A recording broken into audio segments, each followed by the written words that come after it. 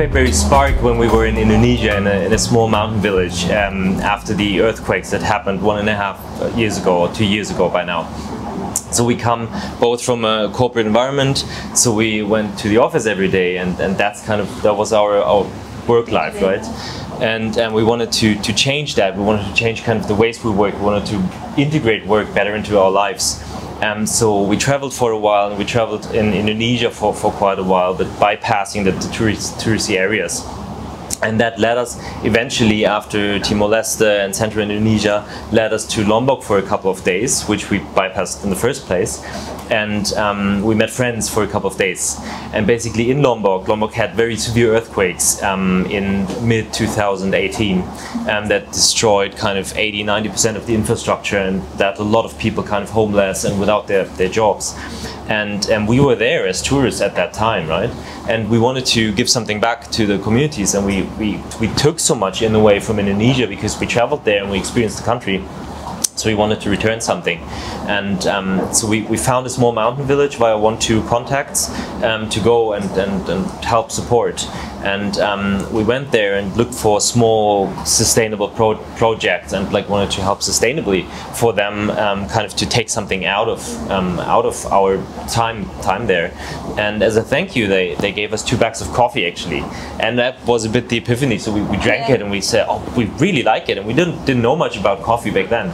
And we had these 2 bags of coffee, and like knew we would need to do something with it, and that's basically where Impact Berry sparked, and let us say we want to use coffee as a tool to support those communities and kind of bring Hong Kong closer to those communities, and to kind of organic nice coffee drinking in Asia.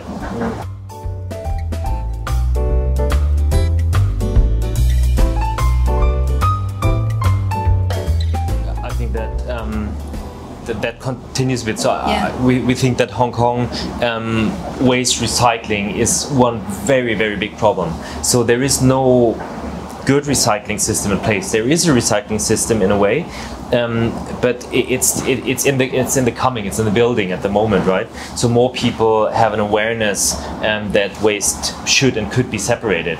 So if you look at the landfill situation in Hong Kong, it's massive. It's that can be avoided.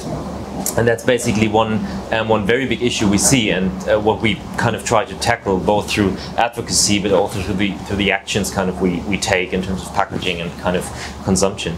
And I think a second problem we see, or challenge rather, is consumption habits in the general sense. So consumption is also in the DNA of people in general, right? So we try to make people more aware and spark, inspire people to think about kind of what they really need, what they need to consume.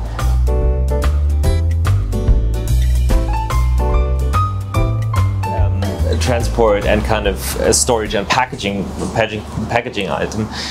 That's something we discussed since the very beginning. How do we develop or use a packaging that's most sustainable? And like through our journey and throughout the last year, pretty much, we found so many obstacles and so many kind of items that we had to look at in the first place, right? And so we look at it in kind of 3 steps, let's say. We look at it from a sourcing perspective.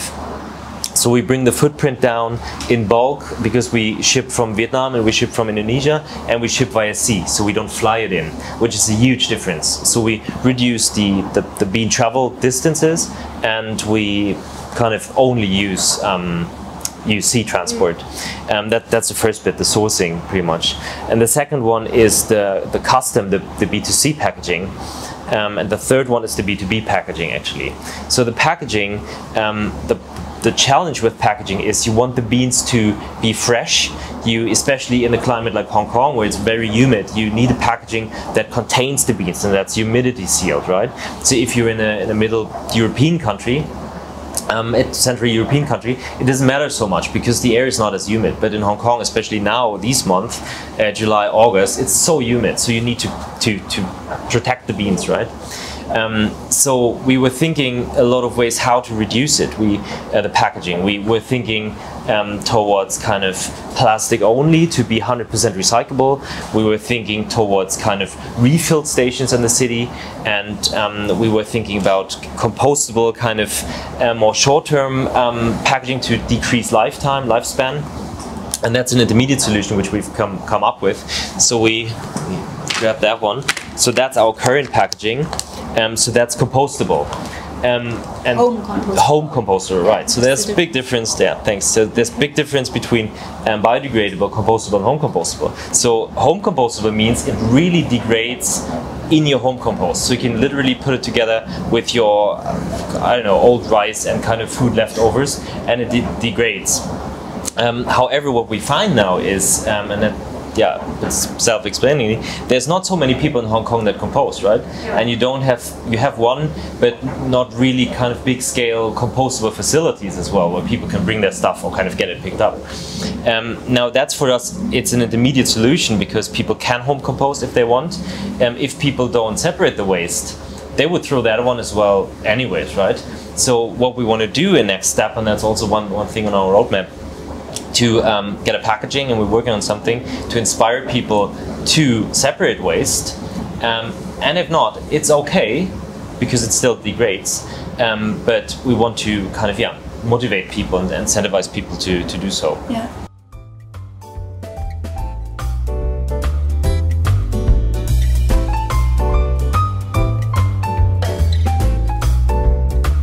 First, maybe new things that are going to come out. So actually, what we would like to say is we want to make an impact, and we want to get as many as people as possible to make that impact with us, to join the impact actually. And this is what will come out. It's not that much about new beans. Because we want to build a sustainable relationship with the farms, and of course we want to discover new small farms around Asia. That's definitely what we are going to do. But rather it's about inspiring more people to go the same path and to think a little bit and reflect a little bit about their consumption, and also about so many other things that you can do, because we don't only do coffee. Like, we have the coffee, but with the coffee, with every coffee you drink from Impact Berry, you contribute to clean water in Indonesia, because we partnered with Pituk, which is an NGO there, and they distribute water filters. So Indonesia has huge water problems, and we contribute to that people in the rural areas have the possibility to get this clean drinking water. And in Vietnam, for instance, we partnered with Eco Group Vietnam, and they do so many nice things about sustainability, as well as Pituk. But something that the news project that we launched in March, in March or April with them, was a tree planting project. So we already have planted 56 trees, fruit trees, in their permaculture farm, and that provides work to people locally there in their regions, also rural areas. And this is what we actually want to do, like, come and drink Impact Berry coffee, and join the impact, and let's impact together. And where can you drink the coffee? You can drink it, of course, on our online shop. You can have it for your home. You can drink it in Mana. You can drink it. You can buy it in Ecologic and Happy Valley. You can drink it every second Tuesday in CP4 and City Plaza. You can drink it in Spicebox Organics as well. So we're generally looking for brands that kind of share our mission, right? Yeah. So we partner along the whole supply chain, from farm, basically from the farmer through the transport and the freight up to the cup, right? So we work together with coffee shops, with restaurants that support our mission and have the same values. Yeah.